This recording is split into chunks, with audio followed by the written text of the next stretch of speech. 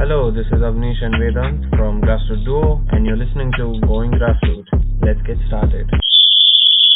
So, hello everyone to Grassroots Duo. Again, this is one of our mini podcast episodes, sort of things.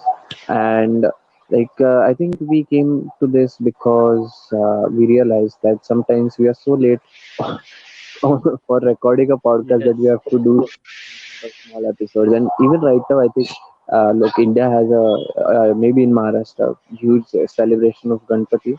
So my mate Vedant here has to go and do his duties, and I am somewhere on. So if you hear some, the dogs barking or something, or even cows moving, it's India, so it's quite common.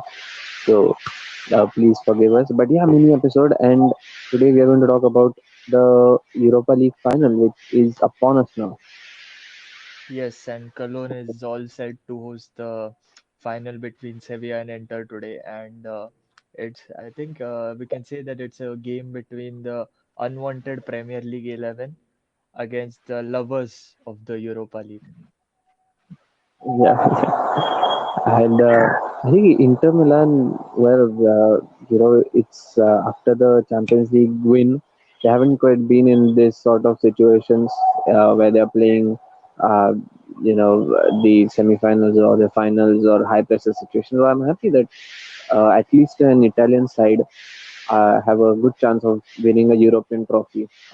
You know. Yeah, yeah, Milan have actually won the trophy, but those three wins have come before 2000. Like they won in 1991, 1994, and 1998. But Sevilla have done the opposite. Like they've won the competition five times, which is like they are the team with the most number of wins in the finals. But all of those five wins have come after the turn of the century. Like they won it in 2004, 6, and then of course the three-peat, which they achieved by winning it in 3 years consecutively in 2014, 2015, and 2016. So I think it's like as you said, it's going to be an interesting game to watch because both of these teams need a victory as Inter have since the Champions League win like under Jose, they haven't had much European success to talk about, and Sevilla after the 2016 win haven't won either. So like it's been 4 to 5 years for them as well. So I mean, Yeah, and well, when you talk about Sevilla, I always think about Antonio Reyes because he is an invincible, yeah, and we yeah, nice including that. Yeah, so yeah. So what do you think about the final though? I mean, there are some pretty interesting squads. Inter have invested heavy, and yes. Sevilla, they have captured few players who maybe were outcast because Lucas Ocampos. I mean, who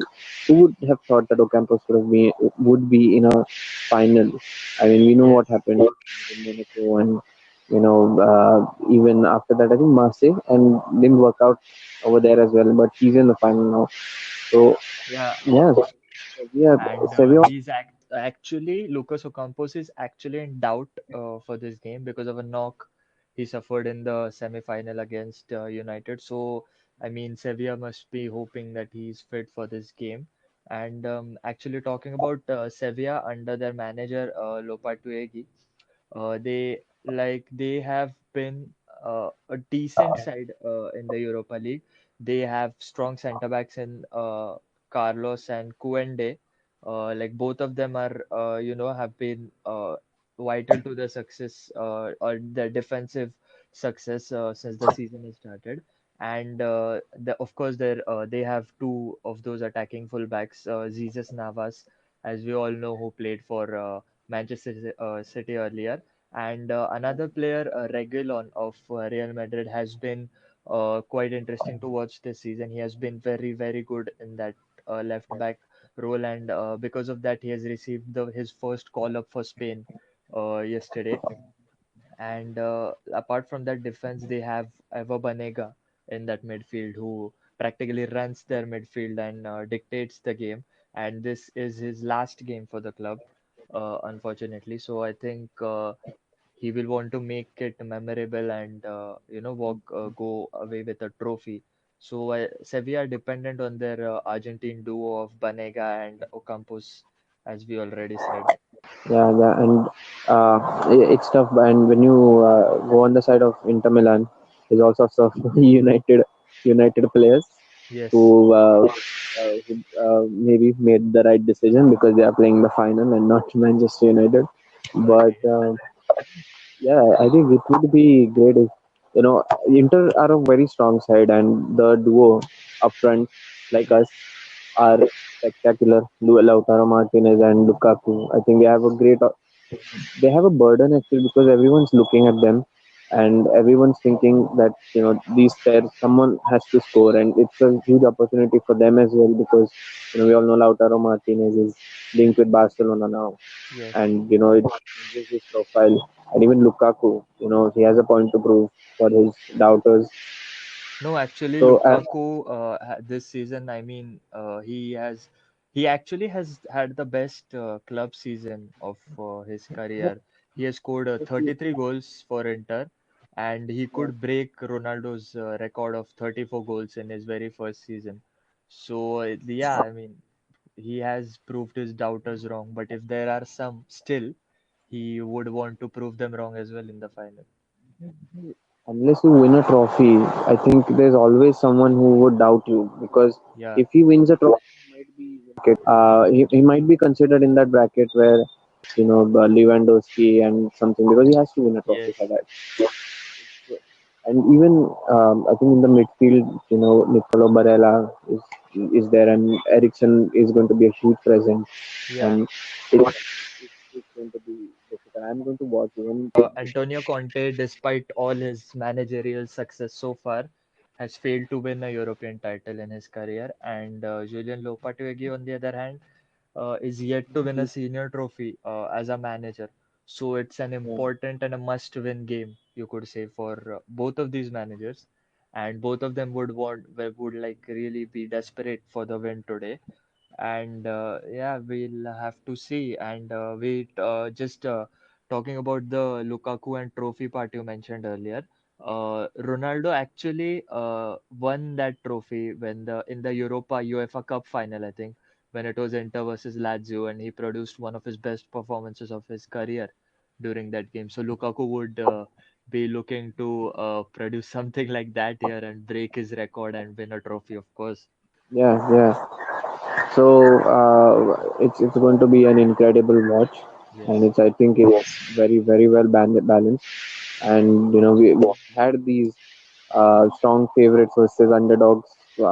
Finals. Even it was Liverpool Spurs in the Champions League, and even in Europa League, I think it was Sevilla versus Dnipro, and we Yes, yes. I don't know to reach that final, but yeah. So let's just move on to prediction. Who wins the Europa League tonight? Uh, I to be very honest, I mean, I don't care about the Europa League now, because both of the teams which I did not want in the final are in it. I don't care about the Europa League finals because the team, like the Inter team, as you previously mentioned, has three United players, and I do not want to see them win a trophy before us. And Sevilla, of course, I mean, that flashback of the Champions League game against us, their 2-1 win, and of course, the 2-1 win in the semi-final as well. So, if you ask me, I do not want any of the two teams to win. But since we're doing this right now, I would say I think it would be less painful to see Sevilla win because like the banter after Inter win and Lukaku, Sanchez, Young lifting the trophy would be just too much to handle. So I would go with a 2-1 Sevilla win for tonight. Also, I was just saying that don't go with your emotions. What kind of a podcaster are you, man? But No, no, I okay, still still, I think don't. Sevilla would win tactically also. Yeah. So I think all the factors considered, Yeah. Lopetegui is. I think, he's a good manager, but he doesn't have experience at this level. But he's managed to have a good season with Sevilla. Yeah. But I think the face of Antonio Conte is going to motivate Inter Milan to win because he's so angry all the time. So I'm predicting the opposite. I think Inter Milan would win 2-1. And just Okay. to ask the player of the match, I think player of the match is going to be Nicolo Barella. What do you think? I actually went for the quite opposite. I think Banega will be the player of the match, and I think we have to all watch out for Lautaro Martinez because he's going to be very influential for Inter today, despite having Lukaku. And I think the game will be more of a defensive game because I read that Sevilla have conceded just one goal in their last 5 games, and Inter have conceded just one in their last 7 games. So both of them have a strong defense. And it wouldn't be surprising if it is a draw and it goes to penalties also. Yeah, could be, and it would be a treat for the neutrals like us. Yeah. But yeah, so this was a mini episode. We hope we do these mini episodes, but I am at home, not standing in some alley somewhere.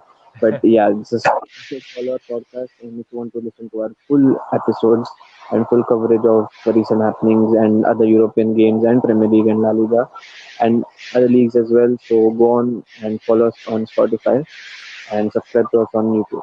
Thank you, and please watch the game.